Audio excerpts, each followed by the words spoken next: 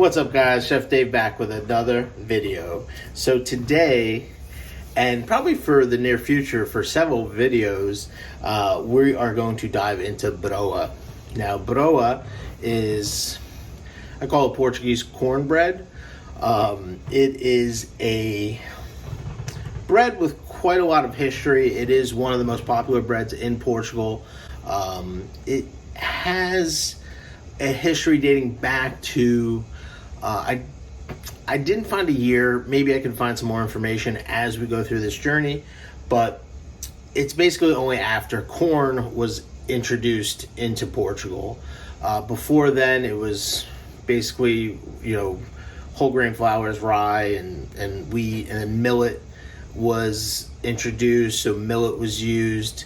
Buckwheat was also introduced at some point. I don't know what years we're talking on buckwheat, but when corn was introduced, corn grew really well in the north of Portugal, where wheat didn't grow as well. So corn became a staple food, especially when it came to bread, because bread was eaten with everything. Every meal is a staple. I think it's going to be a great time, and there's going to be a lot to learn, so let's get into it.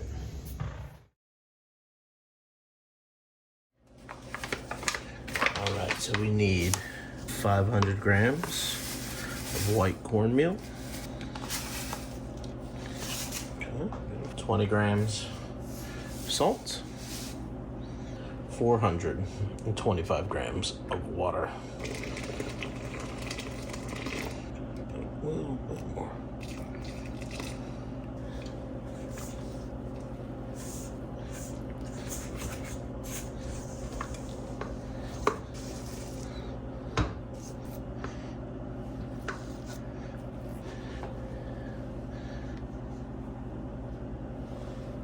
All right, our next step, this has been sitting for 1 hour now.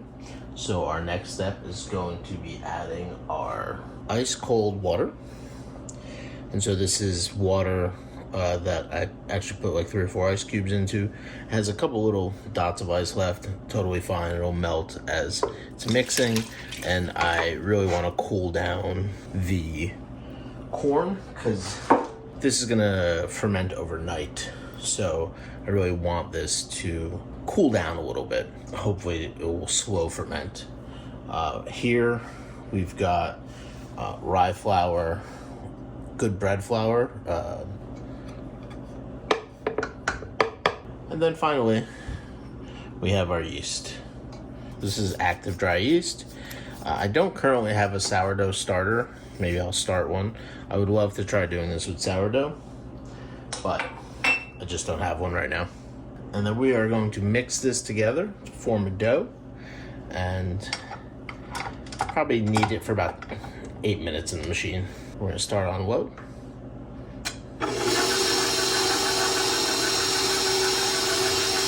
Now the end result is kind of like a sort of a sticky dough. It's not like your typical giant crumb doughs.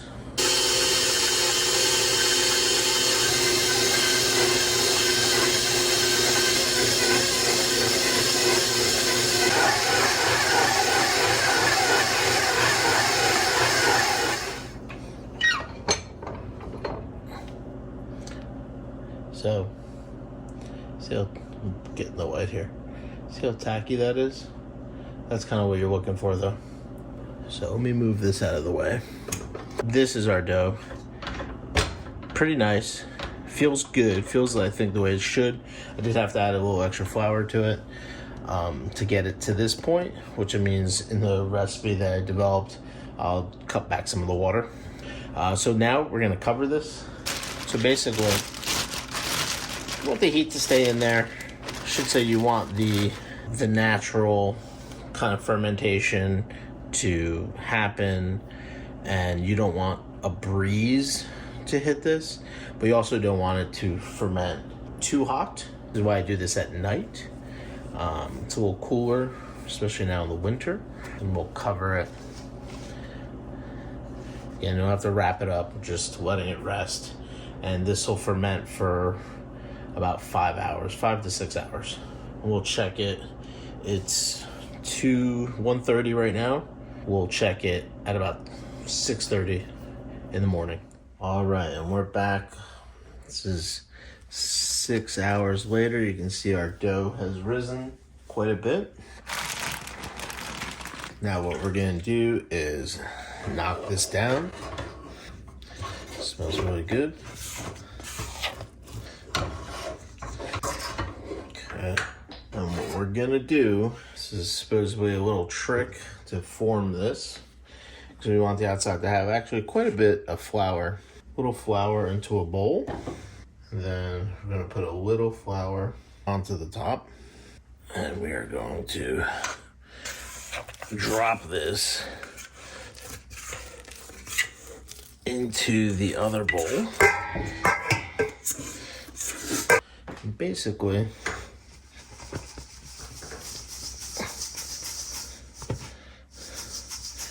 we're going to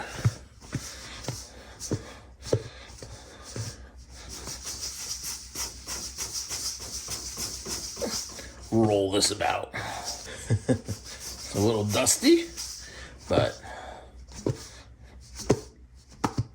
so we're forming a ball like that. Okay, so we put our oven on, and we're gonna use this to, I guess, let it rest would be the word. Now we're gonna drop it onto here.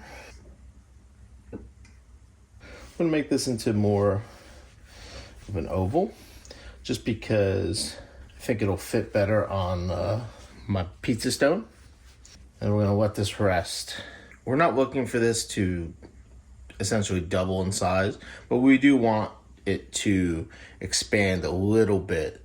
So we're gonna let this sit for about an hour while we preheat our oven fully. So we just put our oven on 450. So we're gonna let this sit, cover it with a towel. You can do this on a pizza peel. It's probably easier. I don't have one. So I'm using this sheet pan that I can slide it off this end. So now she rests. So this has been about 40 minutes now. And it's starting to actually get pretty big. It is getting the classic lines that the Broa has. I probably should have done this in 2 batches or 2 balls, but I did kind of want a bigger Broa instead of small little guys. So what I'm going to do is I'm actually going to bake this on this sheet. It's already pushing the limits of the sheet tray, so this actually might be too big for my pizza stone. So I'm going to put this directly on the pizza stone.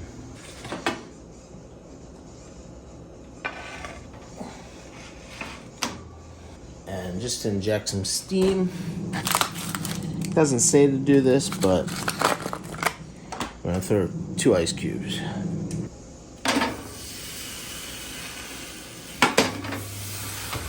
Perfect.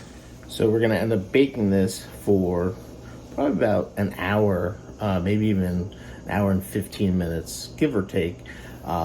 You can check it by making an internal temperature of 205 degrees, basically, and you can test it that way to find out. See you in an hour. All right, it's been about an hour. So let's check out what we got.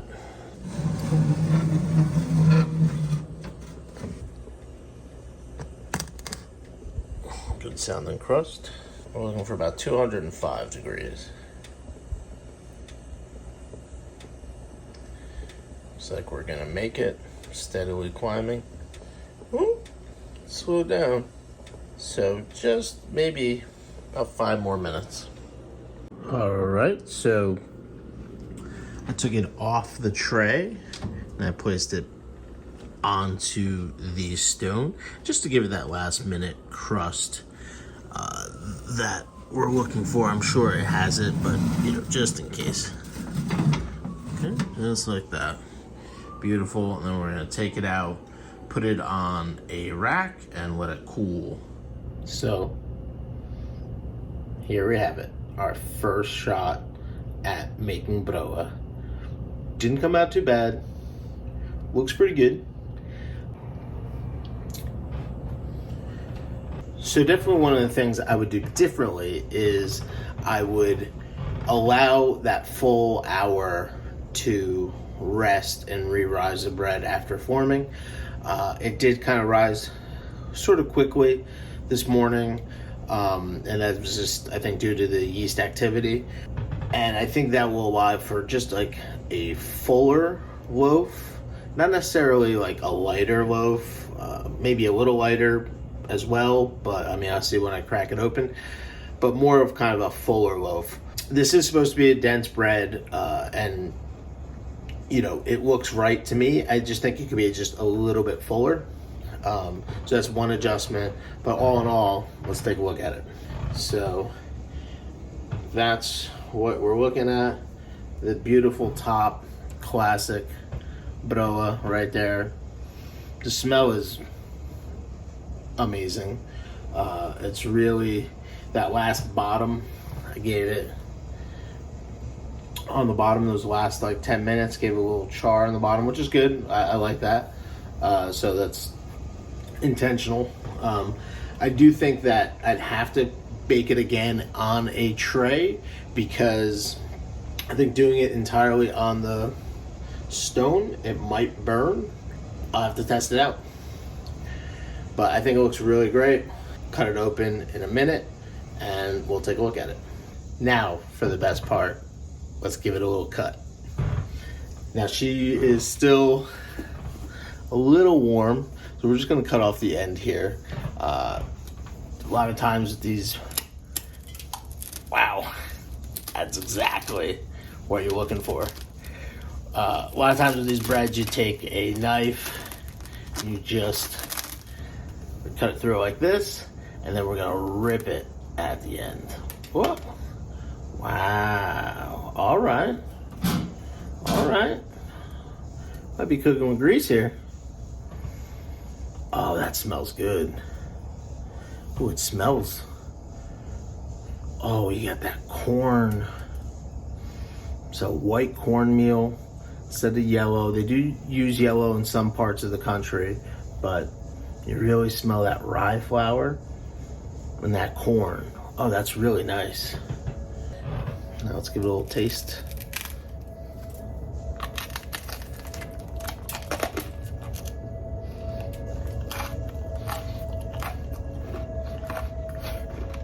It's got some crunch. It's got some crunch to it.